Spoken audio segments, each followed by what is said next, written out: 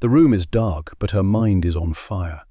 Stone walls hold the night like a clenched fist. Wax drips slowly from a candle, the flame trembling in a draught that smells faintly of damp earth and old parchment. Somewhere in the monastery, a bell tolls the hour, its echo rolling through the corridors like a distant heartbeat. The world sleeps. She does not. Light pours through her skull like a river of molten gold. Not the soft glow of imagination, not the comforting flicker of candlelight. This is overwhelming, blinding, structured. Shapes unfold inside it. Spirals, living architecture, wheels within wheels, rivers of breath and flame weaving together like the skeleton of creation itself. The air feels thick, charged, as if the universe itself is leaning close to whisper secrets it was never supposed to share. She presses her hands against her temples. She tries to pray it away. She tries to breathe through it. She tries to stay silent. But the visions keep coming. Voices don't thunder from the sky. There are no angels crashing through the ceiling. The experience is quieter, more intimate, more dangerous. Understanding blooms inside her fully formed, as if knowledge itself has decided to take up residence in her nervous system. Ideas about the body, about stars, about music, about the invisible logic that binds living things together. She is not allowed to know these things, not in the 12th century, not as a woman, not as a nun sealed behind monastery walls. And yet, the universe does not ask permission. Her name is Hildegard of Bingen, and she is about to become one of the most unsettling minds medieval Europe ever produced. A woman whose visions will challenge kings, redirect theology, reshape medicine, and compose music that still echoes 9 centuries later. But right now, she is simply lying awake in the dark, heart racing, trying to survive the storm inside her own skull. History will eventually call her a mystic, a saint, a prophet, a genius. But first, she has to survive childhood. Hildegard von Bingen, the woman who heard the universe, the child who saw too much. Hildegard is born in 1098 in the Rhineland, in a small, noble household surrounded by forests, rivers, and the quiet violence of medieval life. She is the 10th child, which in that era does not mean celebration, it means logistics. Mouths to feed, futures to bargain away, bodies to place where they will be most useful. From the beginning, her body is fragile. She is often ill, pale, sensitive to light and sound. The adults call her delicate, God-touched, weak. No one has better language for a child who seems tuned to frequencies no one else can hear. And then there are the visions. Not dreams, not fantasies, not the playful nonsense of a bored imagination. Hildegard sees light moving through space like living geometry, colors that do not exist in the visible world, patterns that behave like thoughts with bones. She feels meanings before she has words for them. She senses relationships between things, how breath mirrors wind, how veins mirror rivers, how sound shapes the nervous system like invisible architecture. Imagine being 5 years old and quietly realizing the world is layered, that beneath the ordinary surface of trees and bread and sky exists a deeper machinery humming relentlessly beneath everything. Now imagine having absolutely no way to explain that to anyone. In medieval Europe, visions are not neutral experiences. They are dangerous. They can get you revered or burned. They can attract holy awe or violent suspicion, especially when they come from girls. So Hildegard does what intelligent children trapped in unsafe systems learn to do. She keeps quiet. She learns the prayers. She memorizes scripture. She behaves. But inside, the images continue unfolding like a private universe no one else is invited to see. The tension between obedience and inner knowing stretches tight inside her like a drawn bow. Her parents eventually make a decision that seals her fate. They give her to the church, not metaphorically, literally, as a tithe, a living offering to God, young Hildegard is enclosed inside a religious cell under the guidance of an anchoress named Jutta. The world shrinks to stone walls, narrow windows, candle smoke, Latin chants, and disciplined silence. Childhood, as most people understand it, simply ends. Some children are raised by families. Hildegard is raised by walls and God. The enclosure is meant to protect purity, cultivate holiness, suppress distraction. It is also a sensory deprivation chamber for a mind already too alive. Her visions intensify in the quiet. Without the noise of daily life, the internal world grows louder, more vivid, more impossible to ignore. She learns to read and write, a privilege rare for women. She learns scripture deeply. She learns discipline. She learns patience. And all the while, the universe keeps talking. She doesn't yet understand what she carries. She only knows that something inside her refuses. The voice that refused to stay hidden.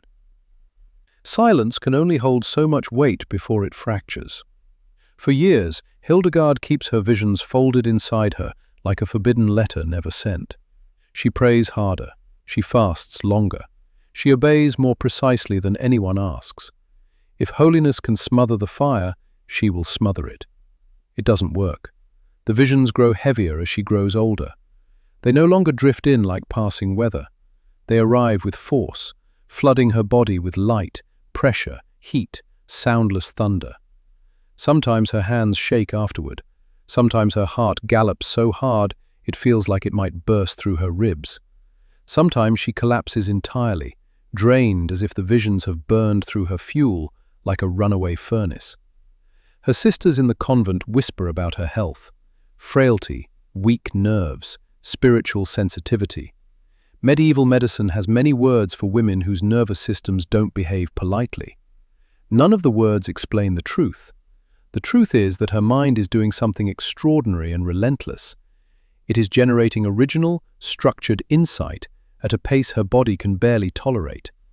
Her nervous system carries more voltage than the wiring was designed for, and the longer she suppresses expression, the more violently it pushes back. Eventually, the pressure becomes physical pain.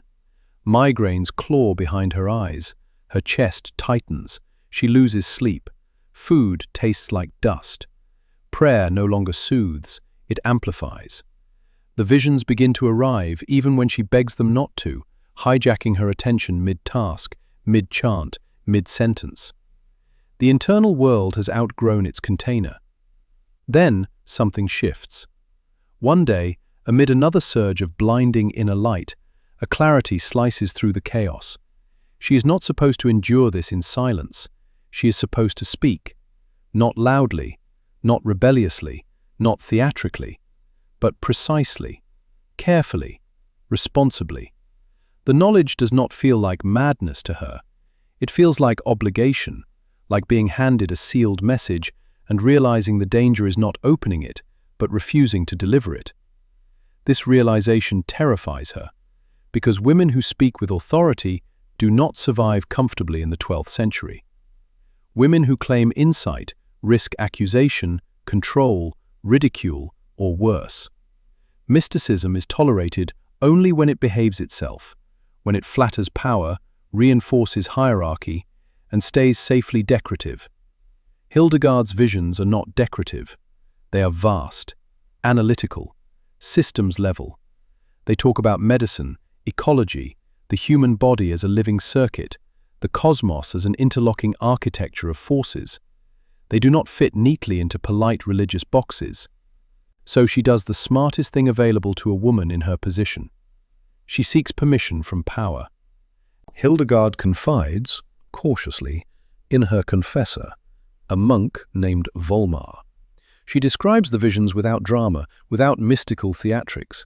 She frames them as humility requires, as something happening to her, not something she controls, something overwhelming, something frightening, something she desperately wants guidance about. Volmar listens, and unlike many men of his time, he does not immediately dismiss her as hysterical, sinful, or delusional.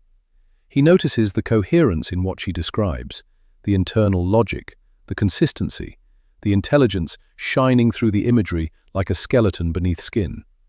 He encourages her to write, not publicly, not boldly, just to begin, quietly, carefully, as obedience, not rebellion.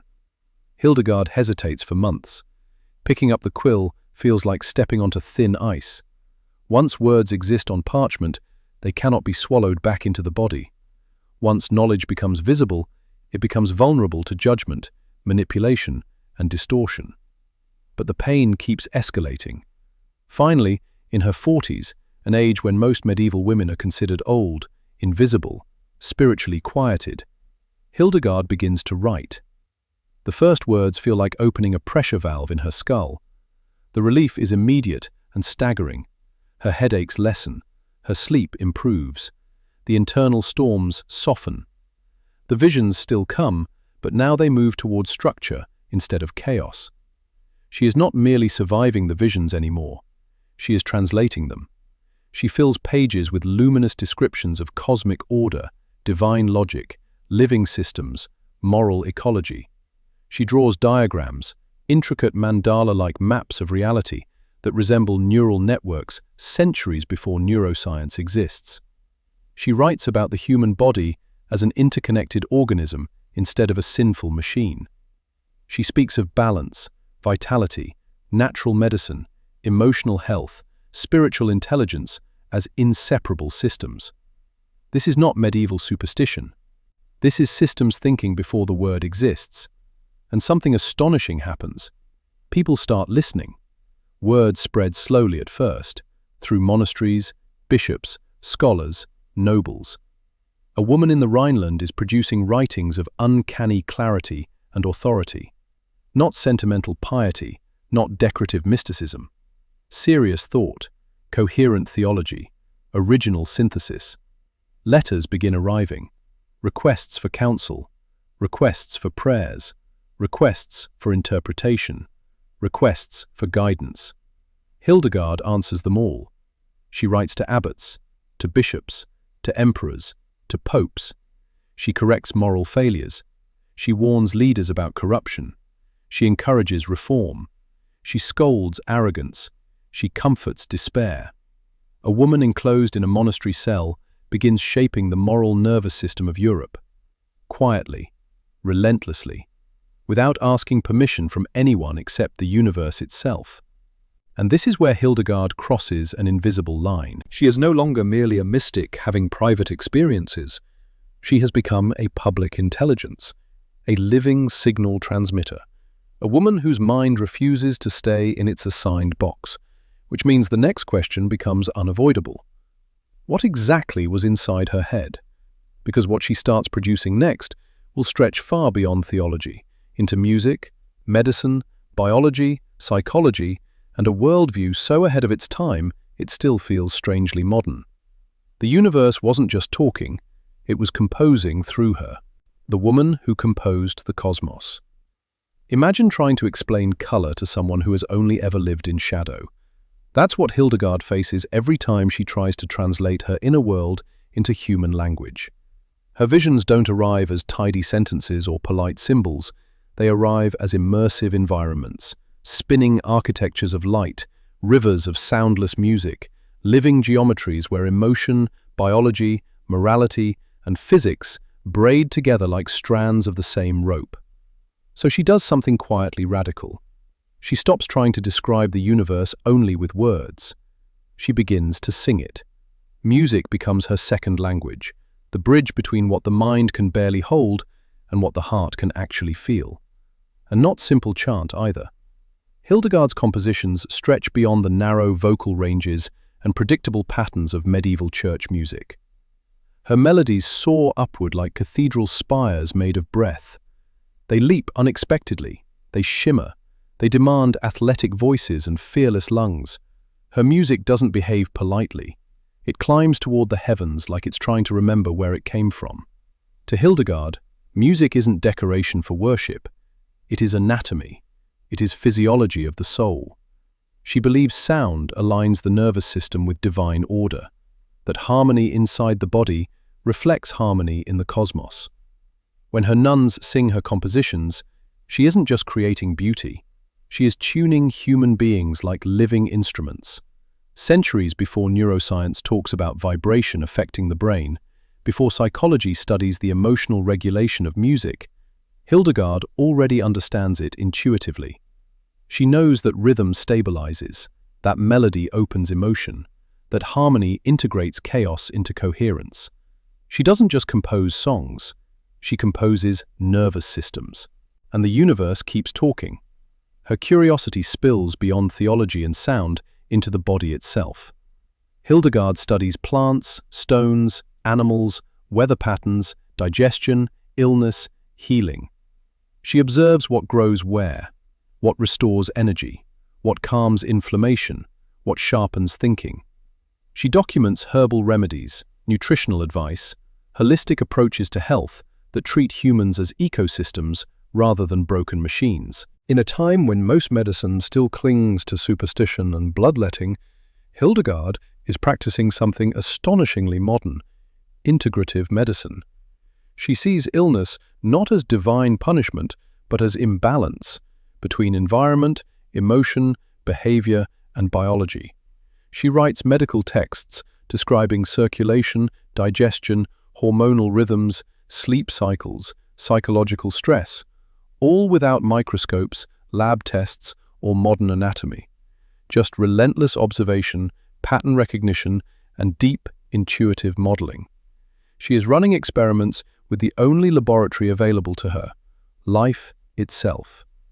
Her worldview refuses to split reality into false compartments. Spirit and body are not enemies. Mind and nature are not separate. Emotion and health are inseparable. Creativity is not indulgence, it is biological necessity. The universe itself is alive, breathing through systems nested inside systems. It's a form of systems biology centuries before the term exists. It's ecology before ecology. It's psychosomatic medicine before anyone admits the mind affects the body. And here's the delicious irony. She is doing all of this while officially living inside one of the most rigid institutions on earth. A woman, bound by vows of obedience and enclosure, quietly producing a body of work that challenges how reality itself is understood. Her books circulate among scholars. Her music spreads through monasteries. Her letters advise rulers. Her medical insights quietly influence healing practices. Without ever holding a title of authority, she becomes a gravitational center of thought. People travel long distances just to speak with her. Some come seeking cures. Some come seeking spiritual clarity. Some come simply to sit in the presence of a mind that feels different. Not loud, not aggressive, but crystalline, focused, unusually alive. And Hildegard doesn't posture. She remains grounded, curious, observant. She keeps gardening, keeps tending the sick, keeps leading her community, keeps writing into old age, her mind sharpening instead of dimming. Her creativity does not burn her out, it nourishes her. She becomes proof of something history often forgets. Genius does not have to look like chaos, addiction, or destruction. Sometimes genius looks like sustained coherence over decades. Sometimes it looks like a woman calmly outgrowing the intellectual limits of her century, while watering herbs and teaching choir practice. But of course, this kind of clarity creates friction.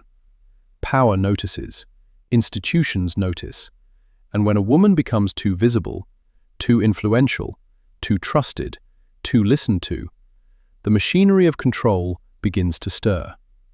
Which leads us into the next shift of the story, because Hildegard is about to stop merely advising power from a distance.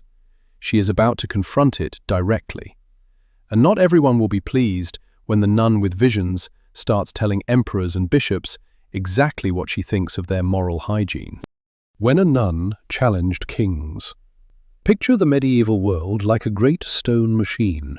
Kings turn its gears with armies, bishops oil it with doctrine, nobles feed it with taxes and blood. Everyone knows their place in the machinery, especially women, especially nuns, especially anyone expected to remain silent and grateful for protection. Hildegard does not stay in her assigned gear. She begins writing letters. Not polite letters, not devotional thank you notes, not gentle spiritual musings meant to soothe powerful egos. She writes moral lightning. Her letters go to emperors, archbishops, abbots, popes, princes. She warns them about corruption, about vanity, about greed, about cruelty masquerading as piety, about leaders who love authority more than truth, about churches that have grown fat while the soul starves. She names behaviors. She describes consequences. She does not soften her language. Imagine receiving a letter in the 1100s from a woman in a convent that essentially says, "Your arrogance stinks to heaven. Your leadership is spiritually bankrupt, and if you don't course correct, history will remember your decay." And then imagine realizing she might be right. Some leaders are offended. Some are terrified. Some are secretly relieved that someone finally said what everyone feels, but no one dares to speak aloud. Because Hildegard's authority does not come from rank, it comes from coherence. Her thinking is integrated. Her life is disciplined. Her compassion is real. Her intelligence is obvious. Her predictions often prove disturbingly accurate. When she speaks about moral cause and effect, events have a way of confirming her. Power listens when reality keeps validating your warnings. She even travels, something almost unheard of for a cloistered woman. She leaves her convent and embarks on preaching tours across German lands, addressing clergy and laypeople alike. She speaks publicly about reform, integrity, spiritual responsibility, and the dangers of hollow religiosity. Crowds gather. Men in robes listen. A woman stands at the pulpit and does not apologize for occupying it. Some authorities quietly try to rein her in. They remind her of obedience, of humility, of her station, of the risks of visibility. Hildegard does not rebel theatrically. She simply continues. And then comes the confrontation that reveals exactly how much spine this gentle mystic actually possesses. A young nobleman in her care dies after being excommunicated by church authorities. Hildegard allows him to be buried in consecrated ground anyway, because she believes he reconciled spiritually before death. Church officials demand the body be exhumed as punishment. Hildegard refuses. They retaliate by placing her entire convent under interdict, banning them from receiving sacraments, from singing, from participating in the spiritual life of the church. For a woman who believes music aligns the soul with divine order, this is not a small punishment. It is spiritual suffocation. The institution flexes its muscle. Most people would fold. Hildegard does not. She writes a blistering theological defense explaining why conscience outranks bureaucratic cruelty, why mercy matters more than spectacle, why blind obedience becomes moral rot. She refuses to comply even as the pressure intensifies. And then, something extraordinary happens. The authorities back down. The interdict is lifted. Her convent sings again. A woman has just stared down ecclesiastical power and won, not with weapons, not with rebellion, but with clarity, courage, and relentless moral reasoning. It sends a quiet shockwave through the religious world. People begin to realize Hildegard is not simply a visionary nun. She is a force, a mind that cannot be easily managed, a conscience that refuses convenient silence. Yet here's the most remarkable part. She never becomes bitter, radicalized, or consumed by power struggles. She continues gardening, teaching, writing music, studying medicine, caring for her community, laughing with her sisters, observing the natural world with childlike wonder. Her power does not harden her, it clarifies her. She becomes living proof that strength does not have to roar. Sometimes it sings, but sings in a voice that can shatter stone when needed. And now the world knows her name. Not as a curiosity, not as a novelty, but as a mind that shapes moral gravity. Which raises the final question. What happens when a woman like this reaches the end of her life? Does her influence vanish quietly back into history's fog? Or does something else happen? something stranger, something more enduring, something that keeps breathing long after the body is gone. Because Hildegard is about to leave behind something far larger than visions, music, or letters. She is about to become a blueprint. The woman who outlived her century. Hildegard does not slow down as she ages. Her body grows thinner, her hair silvered, her hands more veined and delicate. But her mind stays sharp as frost on stone. If anything, her clarity deepens. Time strips away distraction. What remains is essence. She keeps writing. She composes more music, soaring chants that ripple with strange intervals, melodies that feel less like medieval hymnody and more like messages drifting in from somewhere outside the map. Her sisters sing them in candlelight, their voices curling into the rafters like incense made of breath. The sound fills the cloister and spills outward, carried by travelers who memorize the tunes and hum them across Europe. Music becomes her quiet immortality. She continues documenting the natural world: herbs, roots, stones, waters, animals, weather patterns, the way the human body mirrors ecosystems. She writes about digestion, circulation, sleep, emotions, mental balance, sexuality, fertility, trauma, resilience. She describes the body not as a sinful cage, but as a living system meant to thrive in harmony with nature. Centuries later, she writes about something she calls viriditas, greening power, vitality, life force, renewal. The invisible pulse that makes seeds split open and wounds knit closed and hope sprout after devastation. For Hildegard, spiritual health and physical health are not separate domains. They are two notes in the same chord. When one goes flat, the whole melody suffers. She also continues her correspondence. Leaders still write to her for counsel. Some ask about politics, some ask about illness, some ask about doubt, some ask about fear. Some simply ask how to live without losing their soul in the machinery of ambition. She answers patiently, honestly, without flattery. And people listen, not because she threatens them, but because she consistently tells the truth without cruelty. By the time Hildegard reaches her 80s, a staggering age for the 12th century, she has become something rare even now. A woman universally respected for her mind, not feared as a witch, not dismissed as hysterical, not tolerated as a novelty, respected. When she dies in 1179, her community mourns not just a spiritual leader, but a living library, a cathedral of thought wrapped in human skin. The sisters keep her writings carefully preserved. Her music continues to be sung. Her medical texts circulate quietly among scholars and healers. Then history does what history often does to women. It forgets her, or rather, it shelves her. Centuries pass. Wars rewrite borders. Universities canonize male thinkers. Scientific revolutions rename discoveries without checking who noticed them first.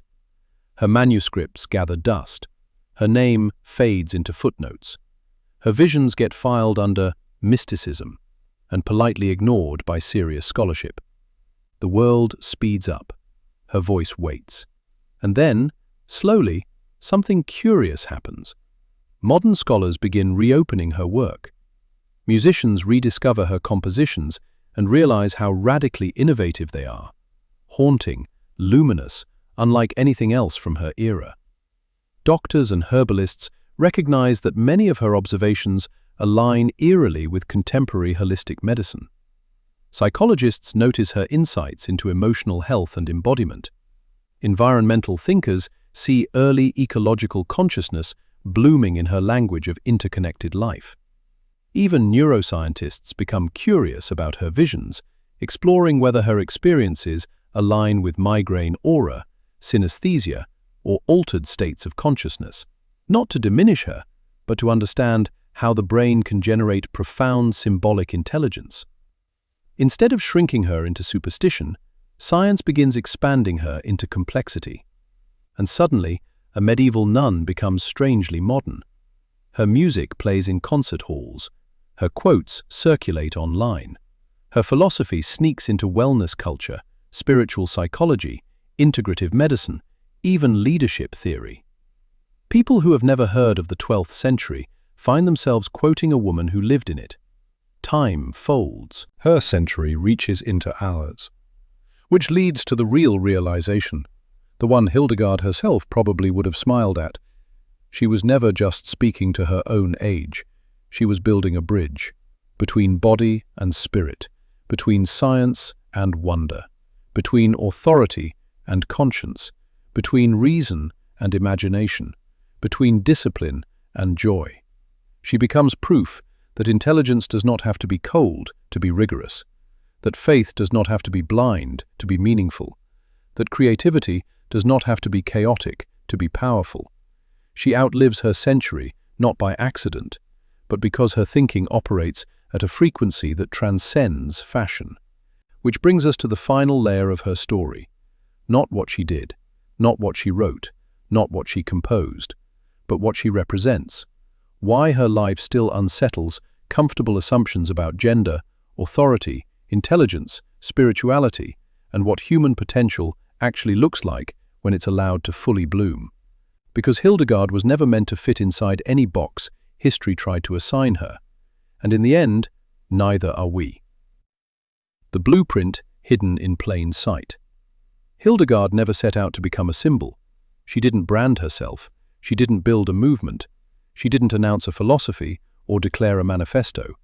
She simply paid attention, deeply, relentlessly, to the world inside her and the world around her, and then refused to pretend those two worlds were separate. That alone was radical. In an age obsessed with hierarchy, obedience, and rigid categories, Hildegard lived as if reality were a woven fabric instead of stacked boxes. Body and soul, nature and spirit, art and medicine, intuition and analysis, authority and humility. She didn't collapse them into mush. She braided them into coherence. Modern culture keeps rediscovering this truth in fragments. Psychology now acknowledges the mind-body connection she wrote about in the 12th century. Medicine slowly circles back toward holistic thinking after centuries of slicing the human organism into isolated parts. Neuroscience explores altered states of consciousness with the same curiosity Hildegard applied to her visions. Environmental science finally recognizes that ecosystems and human health are inseparable. Creativity research confirms that innovation thrives at the intersection of disciplines, exactly where Hildegard lived her entire life. We like to think we invented interdisciplinary thinking. Hildegard quietly practiced it 800 years ago. Even her leadership style feels strangely contemporary. She didn't rule by domination. She didn't posture. She didn't manipulate fear. She spoke clearly, documented carefully, argued logically, and grounded her authority in consistency and integrity. People trusted her not because she dazzled them, but because she never pretended to be something she wasn't. That's rare in any century. Her courage wasn't loud rebellion. It was steady, patient refusal to shrink. She navigated a male-dominated system not by mimicking masculinity or performing fragility, but by occupying competence so completely that resistance eventually looked foolish. She didn't ask permission to be intelligent, she simply was. And here's the part that matters most for us now. Hildegard demonstrates what happens when a human being is allowed, or stubborn enough, to develop multiple forms of intelligence at once. Logical intelligence, emotional intelligence, sensory intelligence, spiritual intelligence, creative intelligence, ecological intelligence, social intelligence, pattern recognition, empathy, systems thinking. Most modern systems reward specialization and fragmentation. Hildegard cultivated integration. She also shows what healthy intuition actually looks like when it's disciplined rather than romanticized. Her visions were not chaotic hallucinations chasing meaning. They were structured symbolic experiences analyzed through writing, music, theology, observation, and dialogue. She didn't treat intuition as unquestionable truth. She treated it as raw data to be interpreted responsibly. That's a crucial distinction our era often forgets. She trusted mystery without abandoning rigor. She honored imagination without abandoning accountability. She allowed wonder without abandoning discernment. And perhaps most quietly powerful of all, Hildegard lived without the modern addiction to speed. She observed slowly. She wrote carefully. She revised patiently. She cultivated mastery across decades instead of chasing novelty.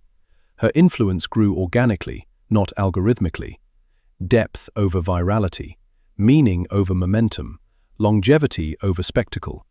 Her life whispers something uncomfortable to modern ears. Brilliance doesn't require burnout. Power doesn't require cruelty. Authority doesn't require ego. Creativity doesn't require chaos. Spirituality doesn't require stupidity. Science doesn't require cynicism. Integration is not weakness, it is stability. And stability, in a volatile world, becomes a form of quiet revolution, which leaves us with the real inheritance Hildegard offers, not her chants, not her manuscripts, not her visions, but a permission structure.